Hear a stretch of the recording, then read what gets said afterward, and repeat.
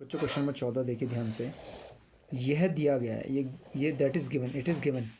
क्या दिया गया है? ये दिया गया है कि क्या दिया गया है कि दो पासों, कितने पास हैं? दो पासों को फेंकने पर, या हम दो पासों को फेंकने पर तो प्राप्त संख्याएं भिन्न भिन्न है।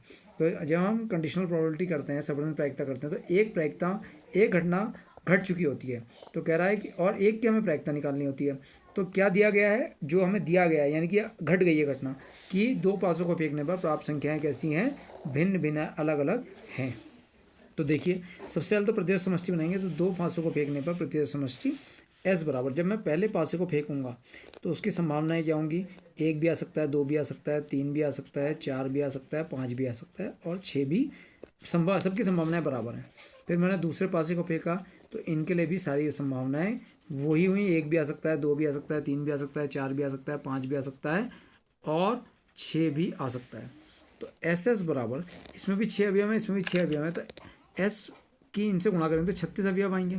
तो अगर हम इसको बनाएं तो कार्तीय गुणन करें 1 1 1 2 और 1 3 1 4 1 5 1 6। इस 1 की कार्तीय गुणन कर दी 1 से, 2 से, 3 से, 4 से, 5 से, 6 से। अब किसकी बारी? 2 की बारी। तो मैंने नई रो में लिख रहा हूँ 2 1 2 2 2 3 2 4 2 5 और 2 6।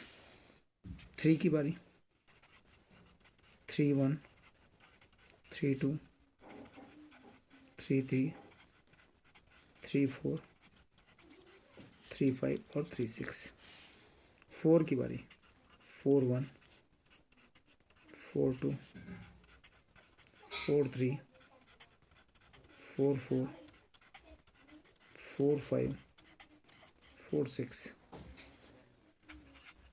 5 1 5 2 5 3 5 4 5 5 5 6। और लास्ट में जब 6 से आपने कार्तीय गुणन करा, 6 1 6 2 6 3 6 4 6 5 6 6 6 1 6 2 6 3 6 4 6 5 6 6। तो यहाँ पर अगर आप देख रहे हैं तो ये हमारा प्रतिशत समष्टि एस के अवयव आ गए। तो ये आ गया एन एस बराबर 36, एन एस बराबर 36। प्रतिशत समष्टि एस में अवयव आ गए, एन एस बराबर कितना आ गया? 36। ये आपको मेरे ख्याल से अच्छे से क्लियर हो गया होगा। अब गिवन क्या है? गिवन क्या है? माना घटना ई को हमने गिवन वाली घटना मान ली। यह दिया गया है कि दो पासों को फेंकने पर प्राप्त संख्याएं भिन्न भिन्न है। माना घटना ई, दो पासों को फेंकने पर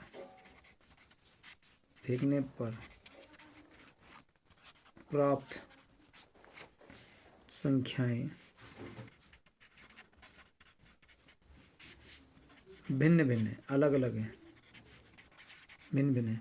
तो आप देखिए पहली लाइन में देखिए अलग अलग हैं, यानी कि 1 1 नहीं होगी, 1 2 आएगी पहले पासे पर 1, दूसरे पासे पर 2, अलग अलग आएंगी 1 1 1 2 1 3 1 4 1 5 1 6।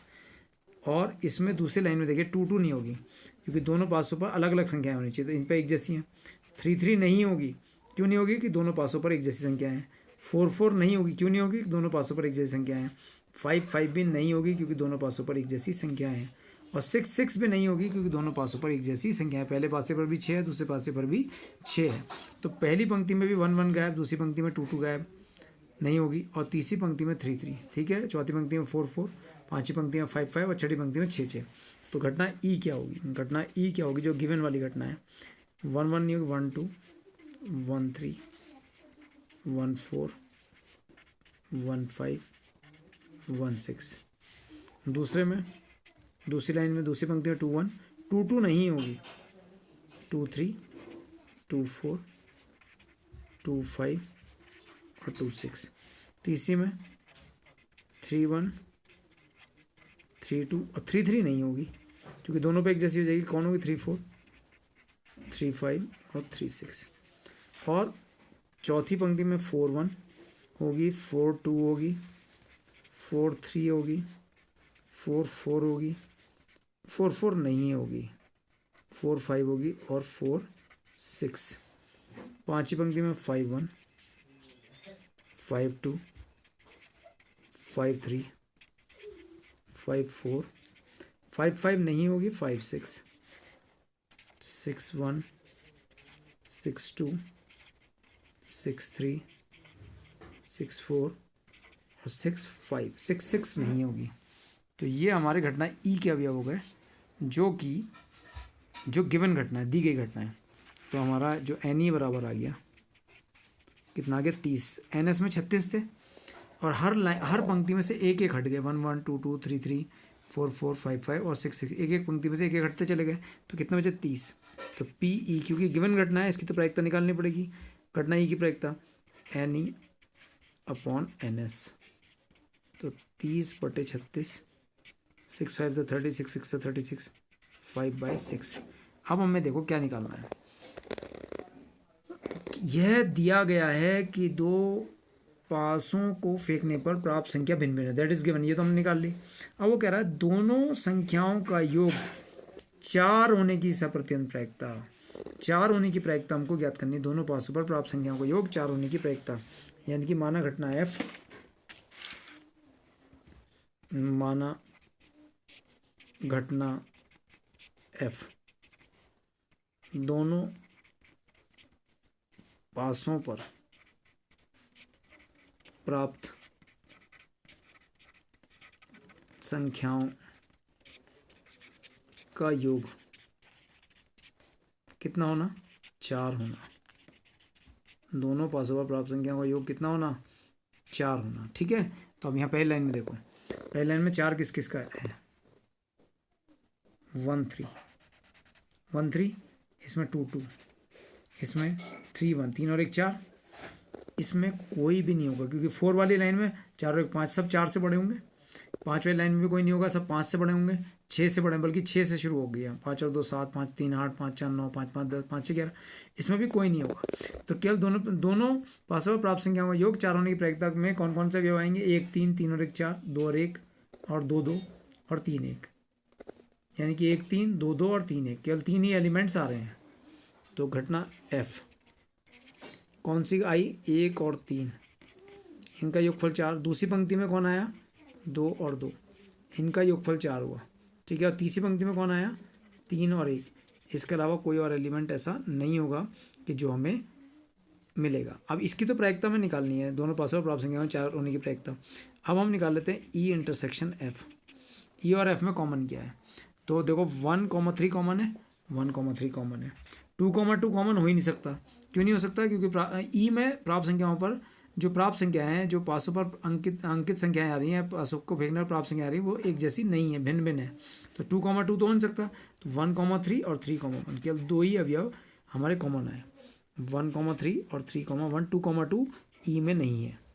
तो 1,3 और 3,1।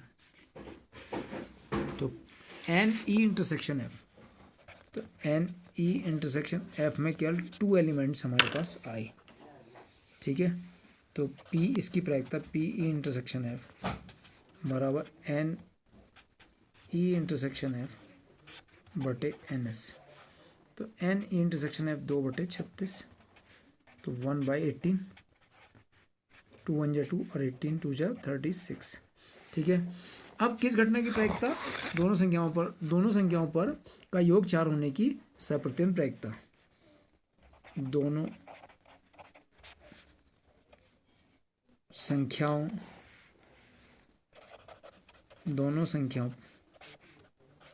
का योग, दोनों संख्याओं का योग 4 होने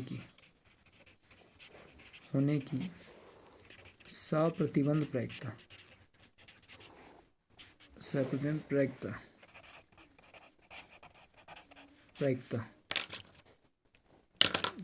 प्रायिकता।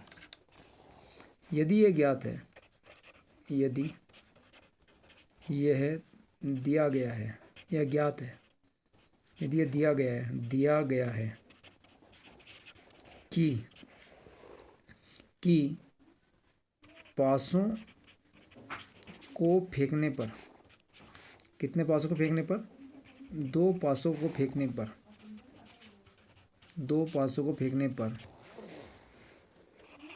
प्राप्त संख्याएं भिन्न भिन्न है। ठीक है, ये कौन सी घटना है कि प्राप्त संख्याएं भिन्न भिन्न है? ई। तो यह घटना कौन सी हमारी? ई कौन सी? ज्ञात वाली है, गिवन वाली है। ठीक है, और निकालनी कौन सी है? दोनों पासों पर प्राप्त संख्याओं का योग 4 होना, यानी कि एफ निकालनी है। एफ हमें प्रतिगमन प्रायिकता निकालनी, सब प्रतिगमन प्रायिकता एफ की निकालनी है। तो पी एफ अपॉन ई, तो P F intersection E upon P E. तो पी एफ इंटरसेक्शन ई की वैल्यू 1/18 और पी ई की वैल्यू आपने निकाली थी 5/6, 5/6, 5/6, 6 3 ज़ा 18। तो ये आ गया 1/3/5, 3 को नीचे ले आएंगे तो 1/15 is the answer of this question. तो ये मेरे ख्याल से आपको समझ में आ गया होगा। देख लीजिए ध्यान से एक बार और।